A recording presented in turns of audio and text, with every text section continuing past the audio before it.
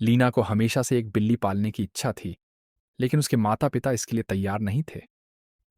पालतू जानवर बड़ी जिम्मेदारी होते हैं, मां ने उसे समझाया था। फिर भी लीना का सपना था कि उसके पास कोई नर्म, प्यारा दोस्त हो जिसे वह प्यार से गले लगा सके। एक बरसाती दोपहर लीना ने अपने बरामदे के नीचे एक छोटे से कांपते हुए बिल्ली के बच्चे को देखा।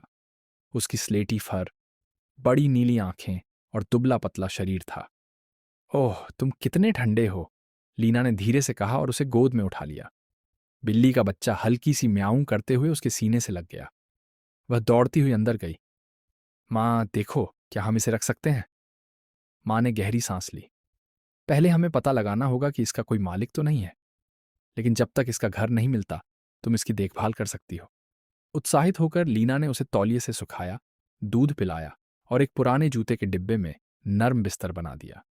उसने उसका नाम स्टॉर्मी रखा, क्योंकि वह उसे बारिश में मिला था।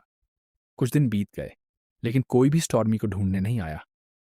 अब वह लीना के साथ हर जगह जाता, जब वह होमवर्क करती, गुड़ियों से खेलती, यहां तक कि रात को भी वह उसके पैरों के पास सो जाता। एक शाम जब लीना किताब पढ़ रही थी, स्टॉर्मी अचानक उछलकर सोफे से कूदा और दौड़ता हुआ किचन में चला गया। हैरान होकर लीना भी पीछे पीछे गई। उसने देखा कि चूल्हा चालू रह गया था और एक नैपकिन में आग लग चुकी थी। माँ! लीना जोर से चिल्लाई। माँ दौड़ कर आईं, फटाफट एक गीला तौलिया उठाया और आग बुझा दी। उन्होंने लीना को गले लगा लिया। ये बहुत खतरनाक था, तुम्हें कैसे पता चला? लीना ने मुस्कुराते हुए स्टॉर्मी को गोद में उठा लिया। स्टॉर्मी ने मुझे बताया। उसके माता पिता एक दूसरे की तरफ देखने लगे। फिर पापा ने मुस्कुराकर कहा, मुझे लगता है स्टॉर्मी को अब अपना घर मिल गया है।